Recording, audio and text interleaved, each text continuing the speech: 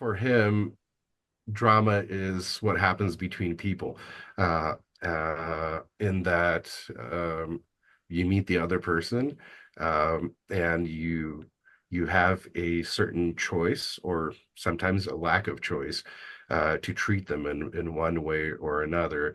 So it's about the encounter with the other person, and the quality of that encounter is what will determine what kind of world we actually end up um, creating around us.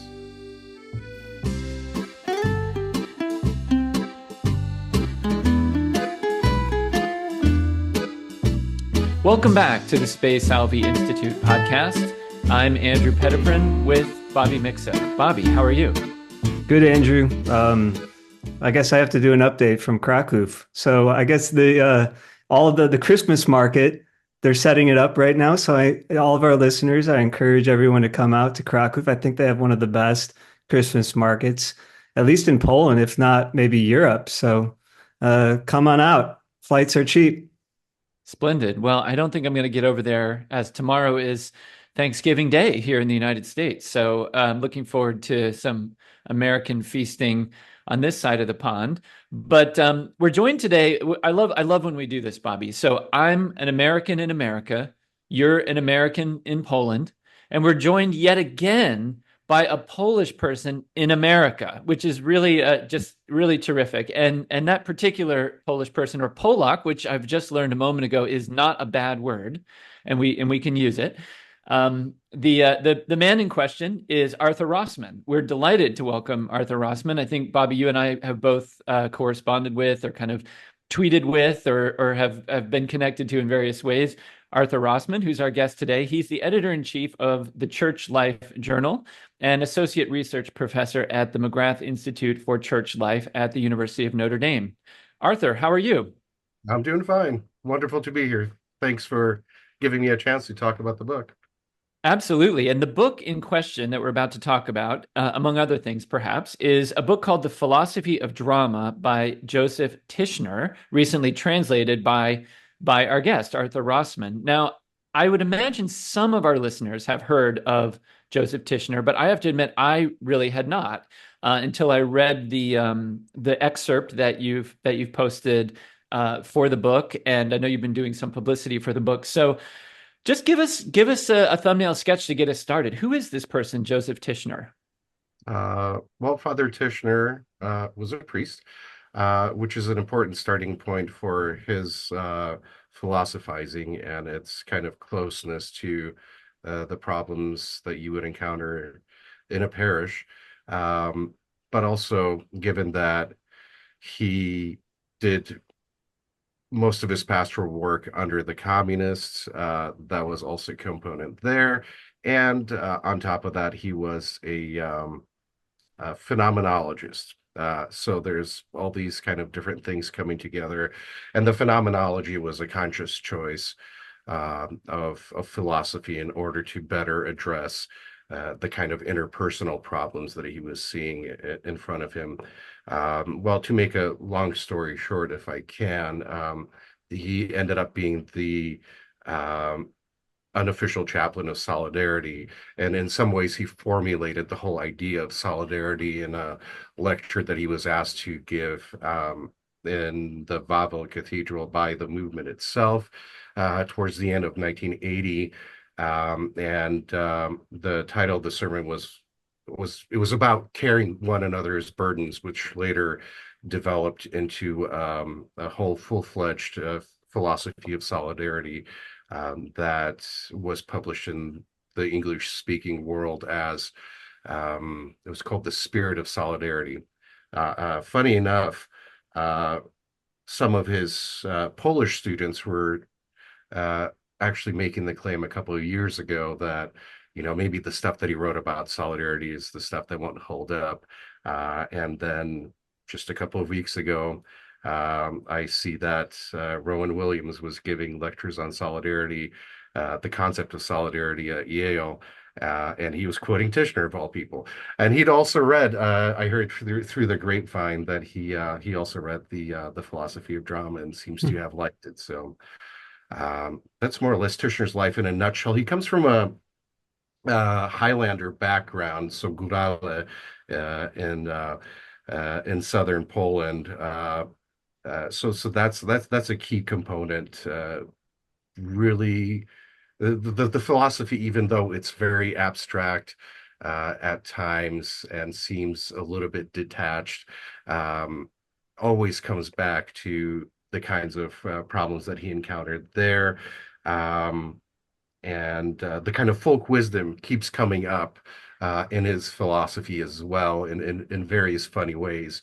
And on top of that, he also had just a great sense of humor. He was somebody who would be constantly telling jokes, some of them off color, because that's just the sort of person he was as a Highlander. And that's one thing that kind of maybe gets lost a little bit uh, in um, in the presentation of the person, but I think it's integral to understanding him within a more kind of Polish context. The reason why he became the chaplain of Solidarity, the reason why he was one of the most influential Polish philosophers of maybe even the whole of the 20th century, was also the fact that he was the sort of person who would attract um, other people to himself, people who would have problems and they would come to him. One of the more kind of disturbing parts of reading his biography is reading repeatedly um, in the text that he was the sort of person that people would trust to come and cut down suicides.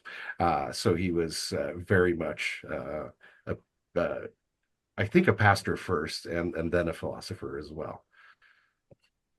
Fascinating. Arthur, what that you mentioned the Gorale part of Tishner. I remember the first time that I encountered like learning about Tishner coming here like years ago, like right before getting married in Poland, going to the bookstores to see what's in the philosophy, religion section. And I saw this book.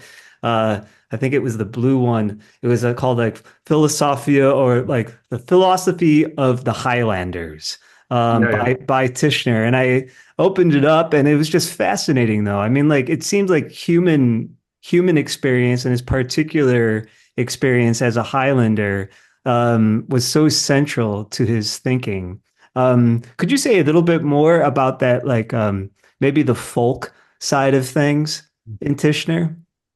Yeah, I mean, the key thing about that is that in that book he doesn't write in a kind of if you will, Orthodox Polish or standardized Polish. He writes in a Gural dialect, which well, it's I suppose in America, the stereotypical part of America that kind of corresponds to that sort of thing. It would be like somebody from the South. It seems unusual to quote unquote normal English speakers to hear that, but it's even more kind of accentuated there. It's fairly close to the Czech border, so there maybe is a little bit of admixture in itself. But I think the Gural language is, in a way, its own type of kind of dialect. Um, yeah, I mean, the other thing about that is that he does explain. He starts. It's just like a straightforward history of philosophy in using uh, people that his contemporaries would have recognized on the street as examples used in place of like Parmenides and Zeno and whoever else, right? And they are talking in that strange kind of wonderful dialect, and they are describing the philosophy using a homely kind of humor about it. So there's a bit of kind of levity and ridiculousness to it, which I think it's also is very much um, a part of Tishner's personality. And it's something that you might miss if you're diving straight into the philosophy of drama. And in chapter one, he's talking about Levinas for about 60 pages, and it's fairly rough going. But he's trying to, place himself within a philosophical tradition, and then take off from there to build up his own philosophy. So it gets more readable, more amusing, and more practical as you keep going in the book. So I want to keep the readers encouraged. You mentioned Arthur Levinas, the philosopher Emmanuel Levinas. I came to know something about Levinas through the films of the Belgian filmmakers, the Dardenne brothers, who are their films are heavily influenced by Levinas, especially their early ones. And the whole thing with their films, coming from Levinas is the face, is the idea of seeing the other as in the face, in a sense, is like to it's this profound thing, and so like in the Dardenne brothers cinema, they're always sort of like showing people from behind and then showing people face to face, and then it's sort of this way of depicting human relationships, right? I was really pleased when as I mentioned before, never really having heard of Tischner, reading the first chapter that you translated, or part of it there, and seeing the references there to Levinas. So what's that about? Like it seems like that's an interesting connection to me.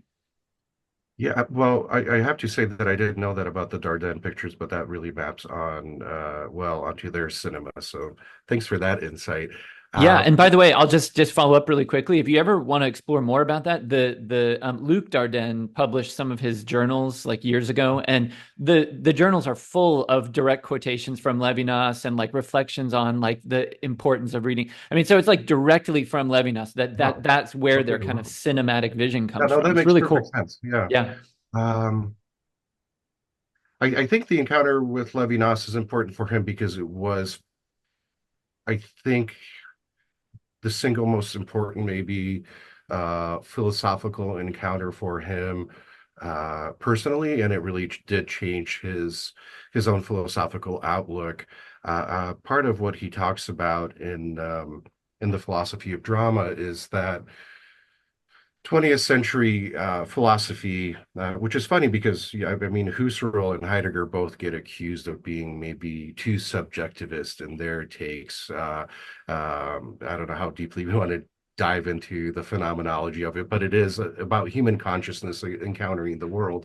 Funny enough, Tishner's critique is that they what they miss in concentrating upon how we encounter objects in the world is how we encounter people in the world. So the intersubjective bond, and in Levinas that becomes a key topic where ethics is the becomes first philosophy for him, and it's a critique of ontology, which looks at the world in general and being in general rather than interhuman relations. And that grows out of a concern with what happened during, well, both World War One, but especially World War Two with the Holocaust. Um, so we're the philosophy itself, frankly, starts in a dark place, in part because that was also part of Tishner's background as well, growing up during World War II and the German occupation of Poland, also seeing what happened to his Jewish neighbors, and even encountering the partisans who were conducting guerrilla warfare in the regions surrounding where he lived. So it is that experience of evil that starts out initially. And I mean, he compares his own philosophy with the philosophy of somebody like Hans Urs von Balthasar, with a kind of like jealousy and envy almost, you sense. There's some quotes that I ran across earlier today where he says, be wonderful if I could start with the experience of the good and beauty, but that just was not my lot. Or even like, given that this book was published in the early or to mid 90s in Poland eventually, but he started writing it in the late 70s, right around the time when I was born.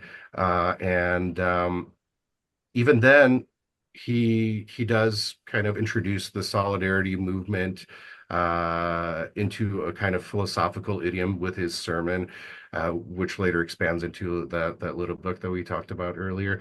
But even there's an experience of betrayal, and it didn't take. And I think this maybe is a part, and understandably so, that gets overlooked in non-Polish accounts of the Solidarity movement, is that it wasn't all peachy to even from the start, and things started to break apart by, even as soon as 1981, 82, 83, as the regime started clamping down and people started to have different ideas of what solidarity should be, what their approaches should be. So there is even there a kind of experience of evil, as in people betraying their ideals, that he's dealing with. I think he puts it, the way that he puts it in the book itself is that, um, even though the good is ontologically prior, i.e., it's kind of like it's fundamental for the architecture of the universe. He says that we ontically experience evil first, and so that is the reason why he's starting out with experiences of conflict and despair and betrayal, and things kind of falling apart, um, if you will. It's because that's how it's been given to him. And also, I mean, I suppose maybe he's borrowing it from Heidegger here. He says, you don't notice, you don't start philosophizing until things start breaking down. And then you go, oh, I wonder what goes into the proper functioning of thing A or relationship A, or whatever else. Um, and that is the beginning of wonder. And wonder, we think of in terms of, typically we think of it in terms of like a hallmark experience. And it also, we get that from Plato a little bit. You see the beautiful, well, beautiful boy, and you go, wow, and then it takes you up to seventh heaven, right? And that is one way of doing it, right? And Tischner says it's the better way, and it's the one that he would have preferred to have experienced in his own life. But there's the other way. The way up is the way down, I suppose, in that things falling apart, and the experience of evil, radically so in Poland. I mean, even before World War II, or even before the communists, you had 123 years of partition in Poland to start with. So the problematic nature of existence is something that's in the forefront of most people who come from the Polish tradition of philosophy. I love that about Poland. I mean, there seems to be, yeah, that the furthest thing away from the American kind of hallmark, no offense to America, but hallmark experience of beauty. Because, and by the way, I have to say before we get into more further questions, if Artur Rosman is a great follow on social media. So if you are in need for like a good dose of snark, I think you have it down. So.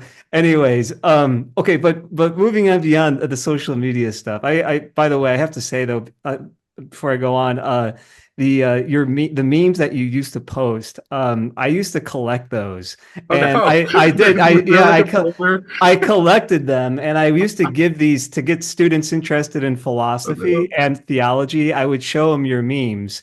Oh. So, anyways, and it did the job. But that experience, I mean, going back to Levinas as well, you think of that, being a Lithuanian Jew, and then I'm Mhm. not sure if Levinas his parents, were they affected? Did they die in? I don't know the extent of his biography. I mean, the fascinating thing about him, just doing background research kind of backwards after doing the translation, reading the biography, which is about 400, 500 pages, was that Levinas was a Polish, probably Lithuanian Jew, Okay.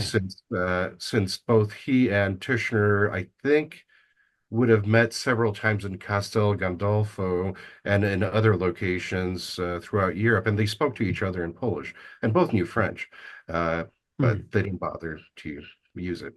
Yeah.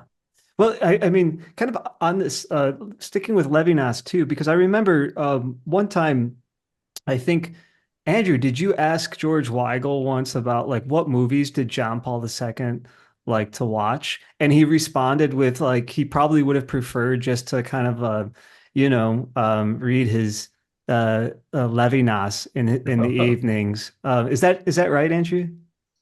Yeah, well, when we were researching the background of the Vatican film list for our Popcorn with the Pope book, I reached out to George Weigel because I thought he, of all people, must have known somebody who was involved in the creation of the list in the 90s or something like that. And he wrote back to me and he said, "Well, yeah, I don't really know anybody who's involved in that." And he said, "It's interesting that that came out in John Paul II's time because although, he was really into the theater and poetry and all of that sort of thing. He said, I really didn't know him to be much of a very interested in film. Although he did say that he liked Life is Beautiful, which I think is a cool thing. But he did say, yeah, Bobby, he said, as far as I know, John Paul II's idea of a quiet evening was curling up in bed with a volume of Levinas.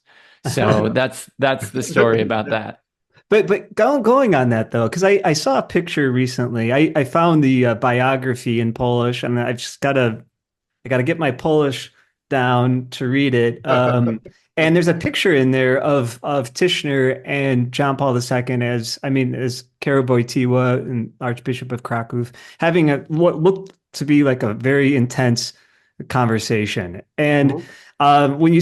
when you came out with the philosophy of drama, I was thinking, okay, I wonder if he was talking to John Paul II Mm. as he They was probably, yeah, writing this. yeah, What are yeah. what are some of these similarities and maybe I mean I don't want to I know in the foreword of your book there Cyril Regan says there you can't reduce him to another JP2, but Right. like with coming from this like as Andrew pointed out this background in drama and poetry, but also the experiences of just being a Pole in the 20th century, and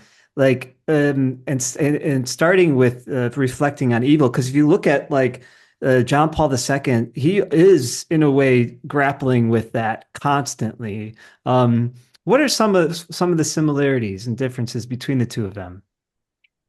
Well, this is something that came to my attention during the Notre Dame Fall Conference. One of my panelists for the philosophy of drama panel is actually a theater director and writes plays, a playwright.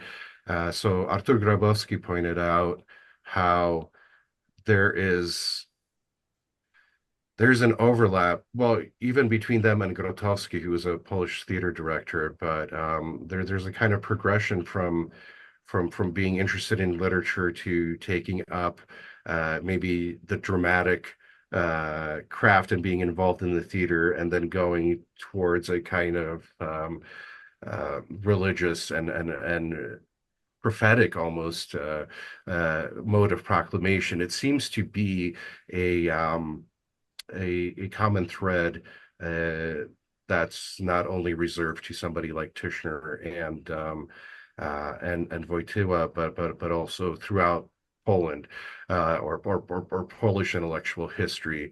Tischner himself actually taught at the theater school in Krakow as well. Um, and he was able to talk about actually he was given more free rein to talk about and to think through like in a dramatic way with the students the writings of people like Levinas or Ricoeur and others from the phenomenological tradition. So and a lot of these people then went on to become actors themselves, or philosophers as well, and some of them were involved in film. So there's always like this mixing of media, and that's fairly typical for Poland, where a lot of these kinds of things, artificial walls of separation between the arts, theology, and ethics kind of break down. Miłosz says in his treatise on poetry, I did my PhD on him, so this stuff will uh, kind of comes back once in a while, but even though I try to repress it. But he says, serious debate used to be conducted in poetry, and now it's just reserved to prose, and that's a big loss for the ability to actually communicate important insights about the human conditions in a language that's richer than just the language of analysis or description and philosophy. And I think maybe that's why Tischner also kind of fanned out into various media, both the radio and television, later on in his life when those opportunities kind of became open to him.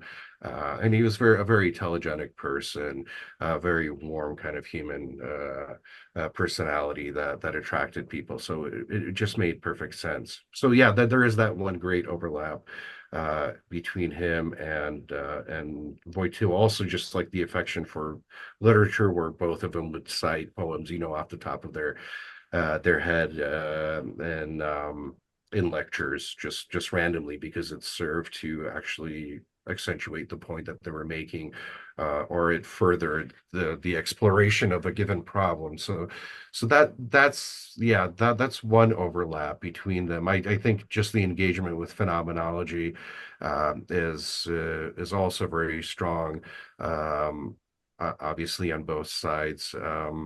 I think also just like a critical reappropriation of Thomism as well. I think Wojtyła's might have been a lot kinder than Tischner. Tischner famously started this whole debate about the usefulness of, well, it's not really Thomism, it's neo-Thomism. So I tend to maybe think of it in terms of trying to relativize, um, or even just like there's reappraisals of neo-Thomism as well right now. But he was just reacting to, like, how do I connect with people? And I think he sincerely started out as a Thomist, and it just was not meeting the kinds of dramatic questions that he was facing, or at least the kind of the manuals that were used in seminary at that point in Poland. And I think in some ways, like his critique of Thomas might have changed. But people like Jean-Luc Marion or René Girard, like two of the other great uh, uh, kind of thinkers, philosophers who were Catholic, also had their kind of critiques of Thomism, which were later modulated or not. So that seems to be like a rite of passage of trying to both find new ways of thinking, but also kind of come to understand maybe the older ways of thinking.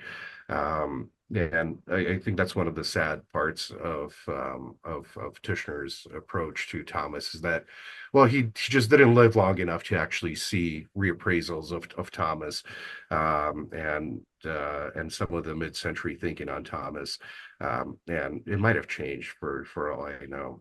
So let's see other points.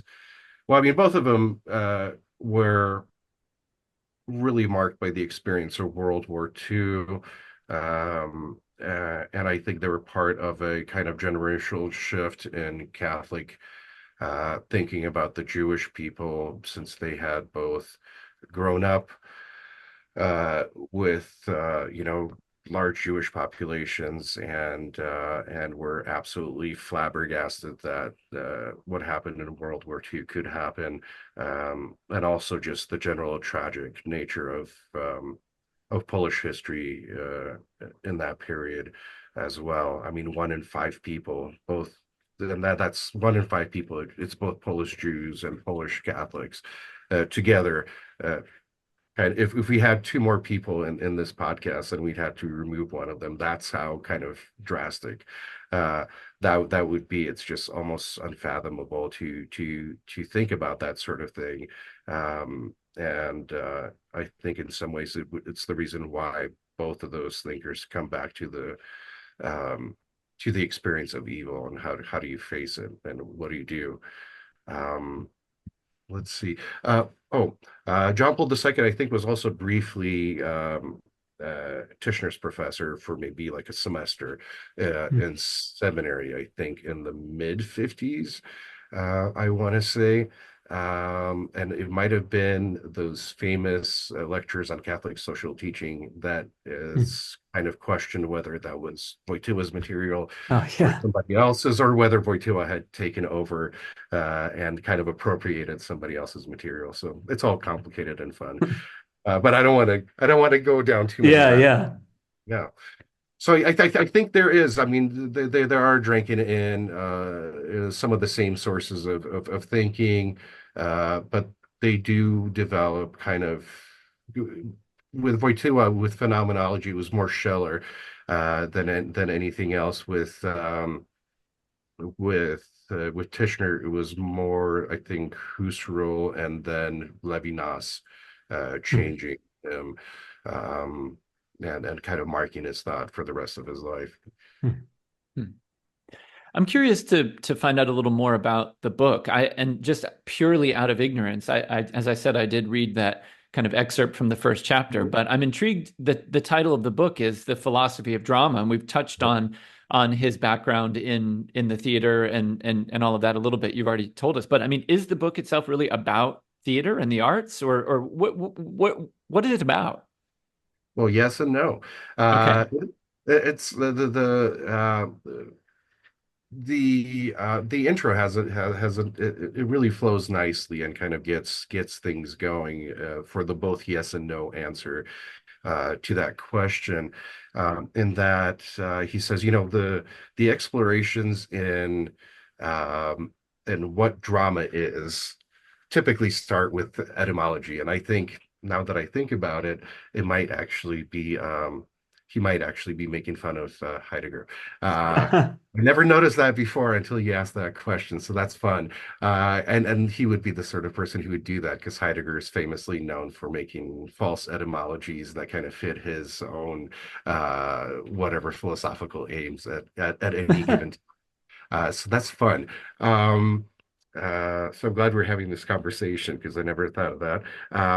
So he starts with that and he says, well, then you proceed to like breaking the word apart and saying like what it means and also how it was used in Greek drama and all this other stuff. And then you try to separate drama out and its kind of glow of the concept from other things, right? You just want to separate and have drama pure and simple.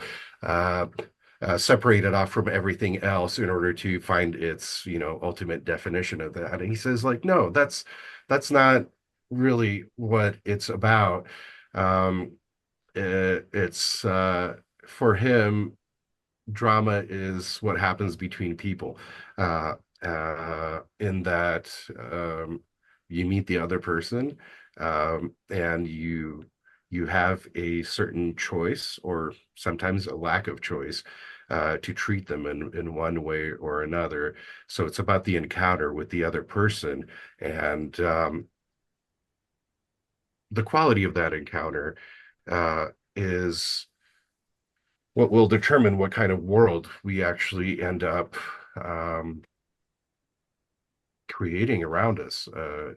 I mean, if for whatever reason you started out with the intention of taking down this book and you kind of falsely invited me to the podcast in order to entrap me into saying that Tischner was just a second-rate thinker, right? It creates a different world than from the kind of hospitality that you enter into. How did you know, Arthur? How did you know? Right, so you can see that. So for him, drama is and I mean it the thing that he keeps returning to also is the biblical metaphor. So that's another thing that I didn't notice before, I think in part because Ricoeur is not foregrounded within the footnotes, or I think it's just because he's kind of drank his philosophy so deeply that it becomes the background to what he thinks rather than being foregrounded. But he starts out. Um, and so the answer for him, as far as that goes, is the metaphor of choosing two paths, right? You have the way of life, or you can choose the way of death, and there's nothing more wonderfully biblical than that, that you can really imagine. So that's the fascinating thing, and it's also part of my motivation for the cover image for the book for Malczewski. You see all these kind of odd figures, which are stereotypes of various kind of dramatic figures in Polish history in the foreground. And then if you'll notice in the back, I mean, I could maybe grab the books. Yeah, yeah. So, uh, so you have, I don't know how well you can see this though. Oh, there we go. Oh, You can barely see it, but you have all these figures in the back in the foreground, and then you have the Blessed Virgin Mary and Child back here. I don't know if you can. No, maybe no. The lighting is not optimal, but anyway, a small part of it is over here, and that's the encounter with God that happens through kind of the ethical encounter with all the other figures. Uh, Individualize in your own life, and that's part of the encounter, that's so crucial, and part of the metaphor that's so crucial for this book. One that it's also comes back by uh, um, let's see, with the various kind of biblical metaphors that he keeps coming back to throughout the book. So yeah. yeah. No, Sorry, that's I lost my train of thought. There's no, so much no. cover. Yeah, Sorry. I noticed that too. With I mean, he starts. I mean, starts with the metaphor. It kind of unpacks that. Could you say like a little bit more? Because it's just this unique style of thought. I heard someone talk mainly about Wojtyła, but I think this applies to Tischner as well.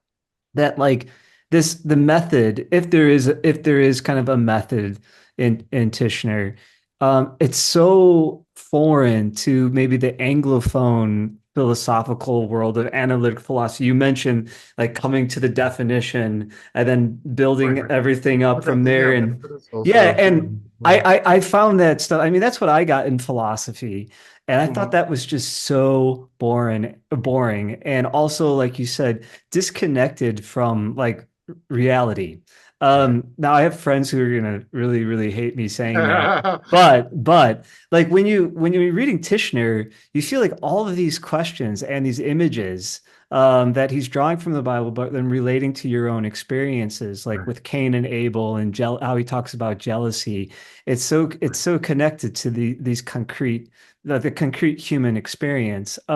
Could you maybe say something about that? And also like because you mentioned Polish intellectual circles as not partitioning things.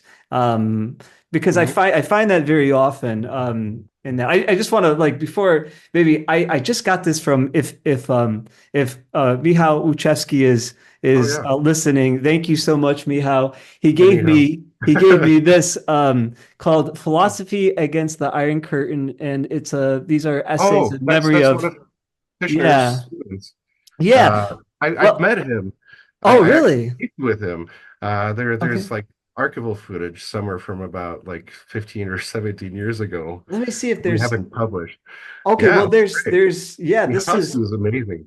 And yeah, he actually typified the kind of thinking. I mean, I saw him give a lecture on his book on Nietzsche, which was okay. one of his last books that Yeah. came out. And you could actually see him thinking out in front of the audience, and people would ask questions. And he would just like put himself out there. There was no kind of protective barrier in Yeah. front of him. He actually wanted to be challenged. Here he is with Oh, the Chicago. Oh, sorry. Can you oh see the nice. Chicago shirt on? Yeah. So I fell in love with him there. But yeah, like all of these thinkers. I was reading in here that in one of the essays they said when he arrived in Krakow, um, I think coming back from Vienna, Yeah. somebody said, okay, there's one other priest. There's a priest in Krakow who's like I think maybe the only priest who's read Heidegger, and they said you gotta go Right. talk to Tischner. Yeah. So that's what started the. But when you read his essays, and like here also like I got the Nietzsche thing as well, but like who as a Catholic philosopher like really talks about Nietzsche with such love? Um, and Yeah. you find that so maybe could you say something about this way of approaching the world? Oh gosh. I I I think part of it is the thing that Tishner zeroes in on is that I think when the experience of evil is powerful right from the get-go, both like on a personal level and on a kind of wider historical level. I mean, in some ways, I think this is why African American literature makes a lot more sense to me as a whole than it does than most of the other authors that I encounter. In part because there's that tragic sense of life and of like how do you come to terms with historical failure and immense evil perpetrated against you. So I think that's the main motivating thing, and that's what Tishner actually says within the book. Of well, then you have to marshal everything in your life to actually um, come and take, to borrow a T.S. Eliot kind of metaphor, take the fragments and put them back together in the best way that you can, in order to be able to live a meaningful life when everything else surrounding you seems to be pointing towards, well, maybe that's not the case. So it's and I think I understand his kind of admiration and envy in von Balthasar, because there is a kind of I would say there's a compulsion because you just can't not choose to think about it. I mean, I guess you can just drink a lot of vodka, uh, as one solution, but it's maybe not the most optimal one. Um, so so yeah, then you're forced to think about these things, and then you have recourse to everything that you have around you, and if it doesn't say something about that experience, then what is it worth? Um, uh, Going back to Milo, she says, well, what's the point of poetry if it doesn't save whole nations? That's the kind of dramatic. You see it. I mean, this is the experience, and I think this is why um, uh, so much of the Bible really maps on well onto Tishner's argument, and why he uses the stories of Abraham and Cain and Abel, and whatever else he takes in. I mean, that's he does he just kind of raids the Bible throughout this book. He also uses Tolstoy and Kierkegaard and um Shakespeare and Dostoevsky primarily, right? And all those kind of figures use the biblical story in order to think through various problems that they see in front of us. So it's in a lot of ways it's just kind of inescapable. You're forced to bring all of the resources that you have, just as those people who compose the Bible are looking at their world ending with the destruction of the temple, or with the death of the Messiah. I mean, right? I think there is a fairly close mapping onto uh, experience, and maybe it is the case that maybe experience in general, rather than just Polish experience of the 20th century, maps onto the biblical story in a way that's conducive to really thinking through some difficult problems, um, that we just don't seem to notice. Um, I so yeah. wonder, again, not knowing much about Tishner and this Mhm. book, but it occurs to me as maybe as a former Protestant, I don't know, but also as somebody who has always loved literature so much and really loved it kind of more than anything, is I wonder if a difference that there might be in somebody like Tishner compared to a kind of like, I don't know, kind of Anglo-American mind might be I don't know how to put it. I guess, just thinking in terms of drama here, like how there's almost a default setting that, entertainment is fine and good, diversions are good. They're fine if you can afford them, if you have the time, whatever. But I mean, but that a story is in a sense just a story. And we see Right. this even in theology, right? I mean, liberal Protestant theology is essentially like sort of trying to desacralize the story to some degree. And it seems like somebody like Tishner is maybe trying to say it's all the story. I mean, I don't know, or Yeah. that story is Yeah. everything, No, and that's so we even ought to think about real life as story. Hmm. yeah. And it's all drama, right? Right, Uh, drama, yeah. right.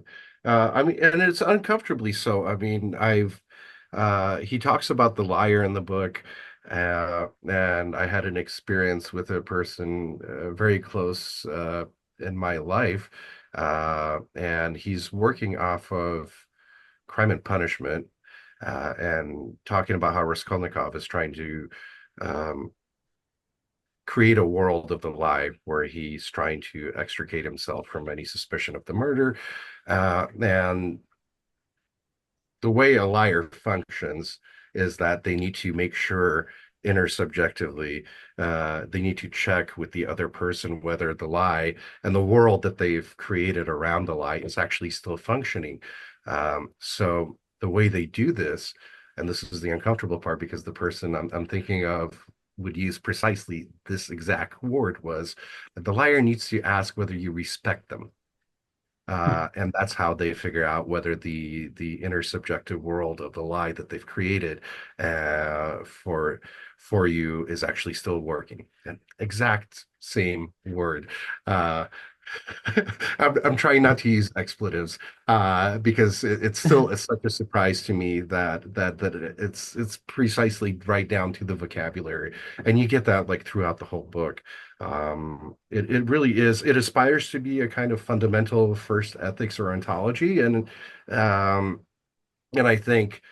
I mean, it took me a much longer than I would have liked to finish up the translation, and I apologize to all parties concerned, but it turned out well in the end. So I had, a period of many years, over five. I'm not gonna say exactly how many it took me to finally get it to print, but this meant that I had a lot of time to kind of think about the book and let it ruminate, and then I would have to come back to it periodically to meet various deadlines and try to get the editing out of the way. And you go, oh, this actually relates to the drama that is in my life. Yeah, and dang it, he did it again. Yeah, and over that very long period of time that I had to put off or delay publishing the translation every time. It was almost inescapable. The book itself is kind of ahead of me in explaining what is actually going on in my life.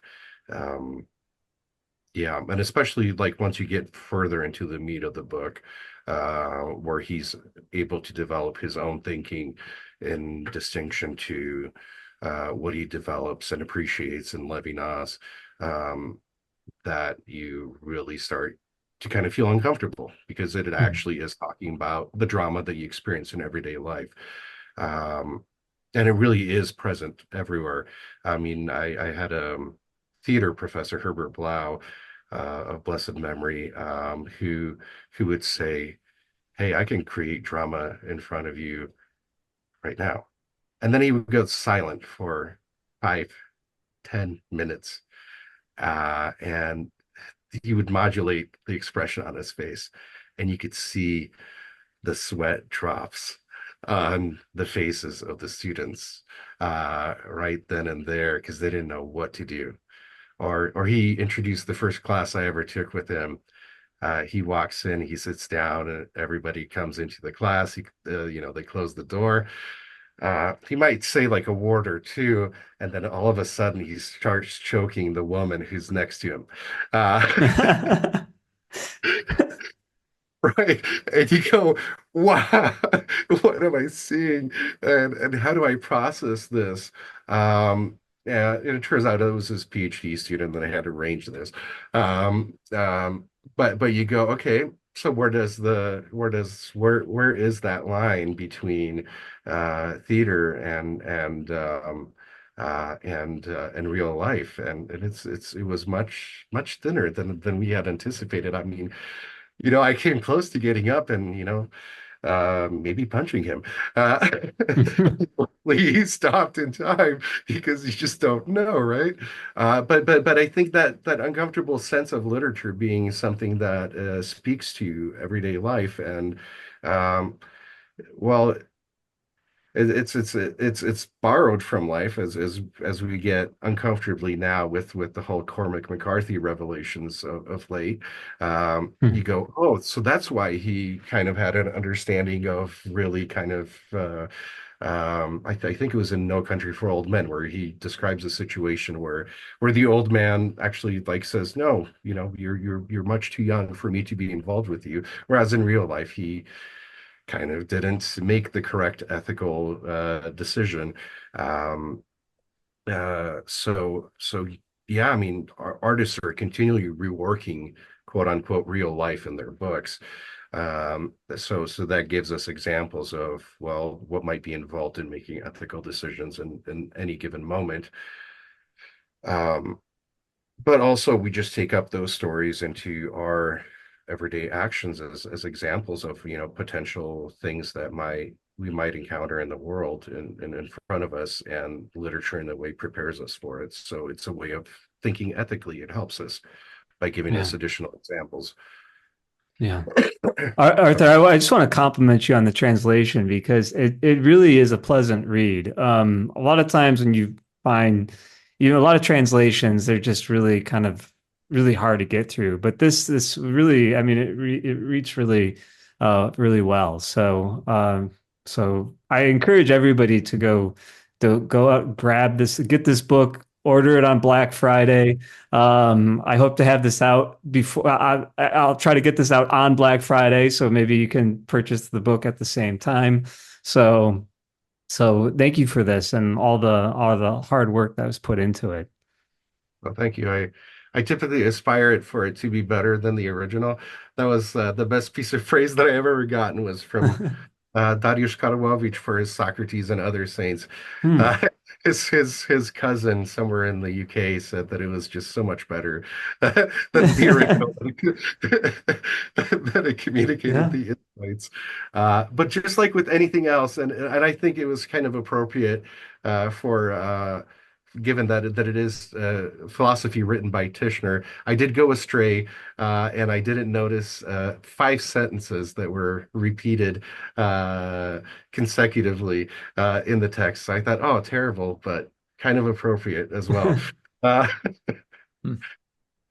Well, translation is more art than science. So, Arthur, bravo for your artistry, in addition to your technical skill with the language in producing this wonderful new book, which I must read now and have not yet in full like Bobby we'll has. check But back.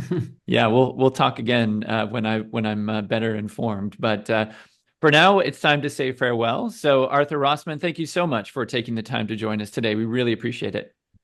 It's been a pleasure. Thank you so much for inviting me. Well, we'll have to do it again soon. And to all of our listeners and viewers, thank you so much for taking the time to listen to this conversation. We're really taking pride in the collection of great conversations that we're beginning to accumulate here at the Space Alvey Institute. And if you haven't yet checked out our website, spacealveyinstitute.com, please do check it out. Sign up for our email list, and of course, follow us wherever you do your following. So until next time, God bless and live in hope.